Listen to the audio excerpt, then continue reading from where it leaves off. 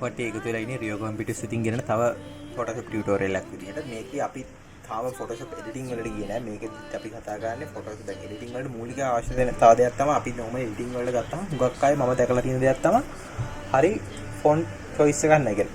හරියට හොඳ කියන්නේ edit එකට ගැලපෙන හොඳ font එකක් choose කරන්නේ නැතුව ඒ design එක අවුල් වෙන වෙලාවල් තියෙනවා. ඒත් එක අපි එහෙම බැලුවොත් ඔය flyer designs, banner designs, ඔය social media designs දැන් ඔය හුඟක් trend එකක් තියෙනවා. දැන් ඉන්න trend එක තමයි flyer designing කියන්නේ.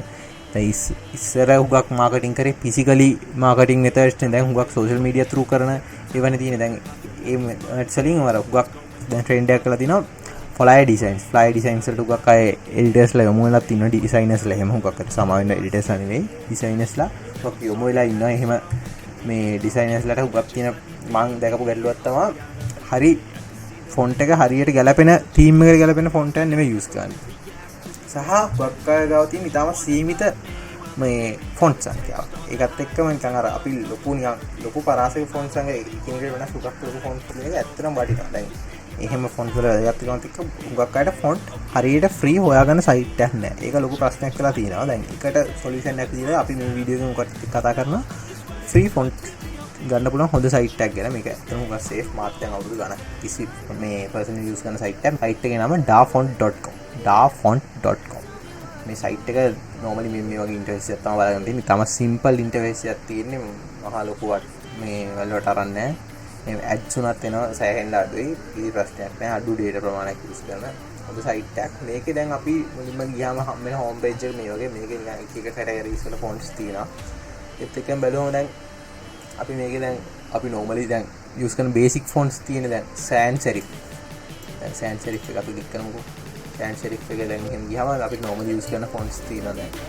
ඒ වගේ දැන් කිනෙකට කියන්නේ අපිට sans serif එක වගේ basicම type එකේ විදිහන් serif fonts ඊට පස්සේ අපි දැන් ඕන කරන්නේ එක එක විදිහට දැන් මේ දින අර එක දැන් Chinese අකුරු වගේ තියෙන Japanese අකුරු වගේ තියෙන අර ඒ වගේ type එකේ fonts පා හොයන්න පුළුවන්. මේ site එකේ යතින් බලන්න මාර වටිනා. ඒත් එකම මේක මොකක් හරි අපි හිතමු calligraphy font එකක් මේ download කරන්න යනවා කියලා. ඒ calligraphy font එක දැන් අපි cat එකට ඉදින්න කැමති ෆොටෝ. මේ font එක select කරගෙන මෙතනින් download option එක විතරයි දෙන්න තියෙන්නේ. ඒක ඒ වෙලාවෙම download location එකේ තියෙනවා. ඒ වෙලාවෙම download වෙනවා.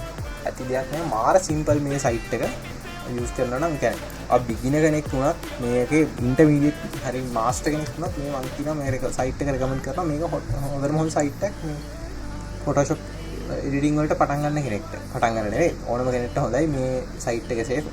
font ගණනාවක් තියෙනවා. සෑහෙන ප්‍රමාණයක් තියෙනවා. මම දන්නේ සාමාන්‍යයෙන් 10000ක්වත් ඇති අඩුම තරම. මට එහෙම ගාණක් කියන්න බෑ ඇත්තට. මට sure නෑ 10000ක්ද කියලා. මම හිතන්නේ ඊට වඩා වැඩි ඇති. කොහොම හරි සෑහෙන්න වටිනා useful site එකක්. හරි අපි මේ වගේම තව වීඩියෝ එකකින් ඊළඟ කතාවේ හම්බ වෙමු. සුබ දවසක්.